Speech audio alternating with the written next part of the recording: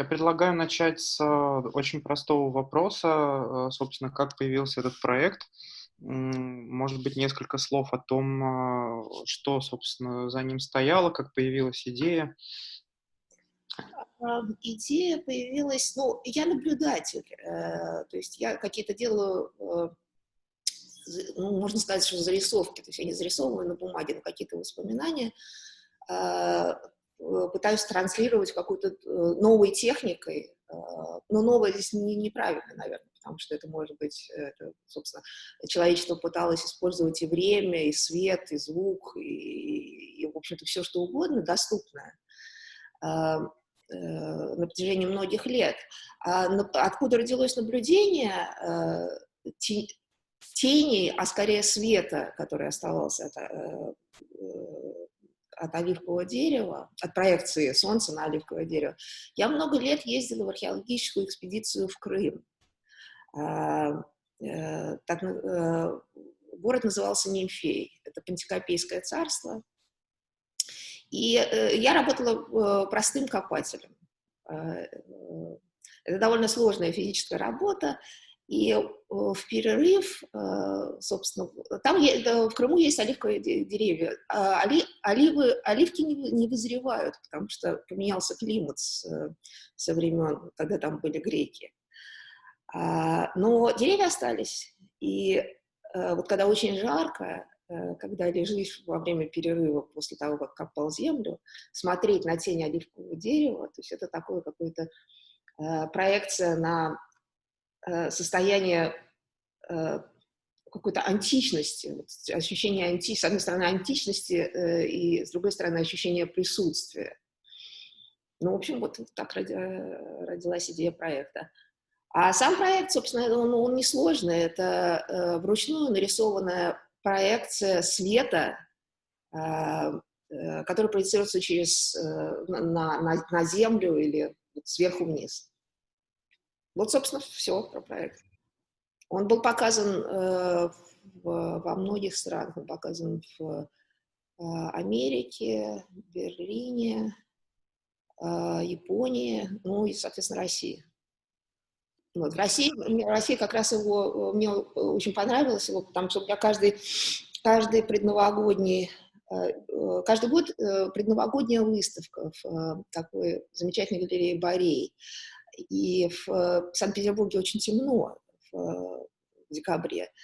И такое получилось такое какое-то легкое южное ощущение от этой проекции. Мгм. А вот такое сочетание, скажем, таких очень личных, может быть, таких трудноуловимых впечатлений с, скажем, там, технической составляющей, это характерная для вас, скажем так, история, или этот проект как-то выделяется, да, что можно сказать, что он отличается от всего того, что вы делали после или до?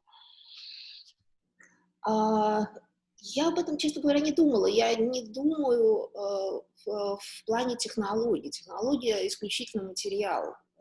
Ну, это может быть составляющая, опять же, как я сказала, технологические, это может быть и время, это может быть там запахи, все что угодно. Тут много таких слоев получается. С одной стороны, это такие довольно интересные исторические аллюзии, да, это что-то очень сайт-специфическое, потому что проект связан с очень конкретным местом и с историей. Вот. А с другой стороны, это вот какая-то вот действительно такая очень личная вещь. Вот на ваш взгляд, насколько личное легко передать через технику?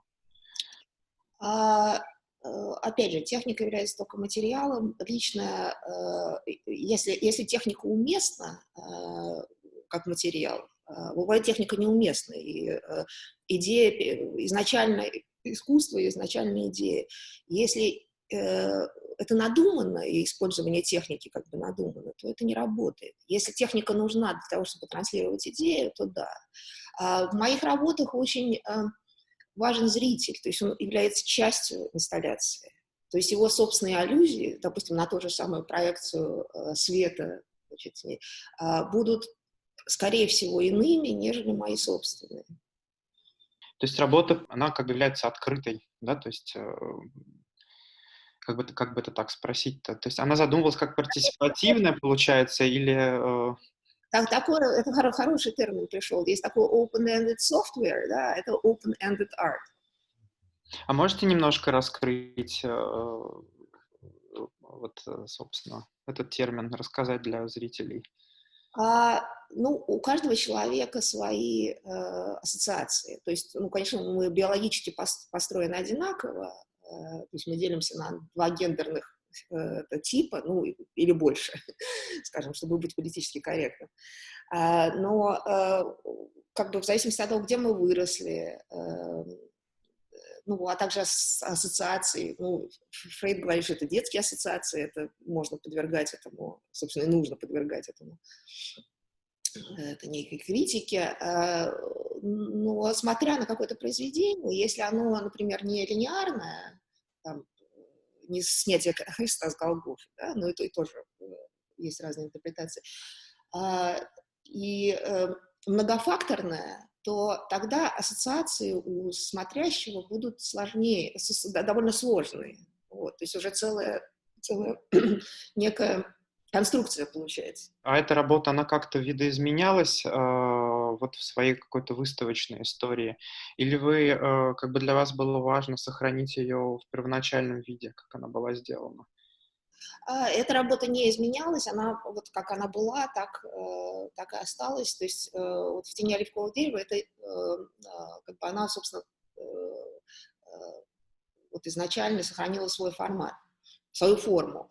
А насчет серии, да, действительно, я работаю сериями обычно, так интереснее, потому что есть некая идея, а материал технологии, использование технологии, он имеет свою специфику. Дело в том, что от задумки до результата а, э, есть там некий процесс, который совершенно не обязательно то, что ты задумал, транслирует в конце. А потом вот то, что в конце получилось, хочется модифицировать, потому что нашел уже какой-то модуль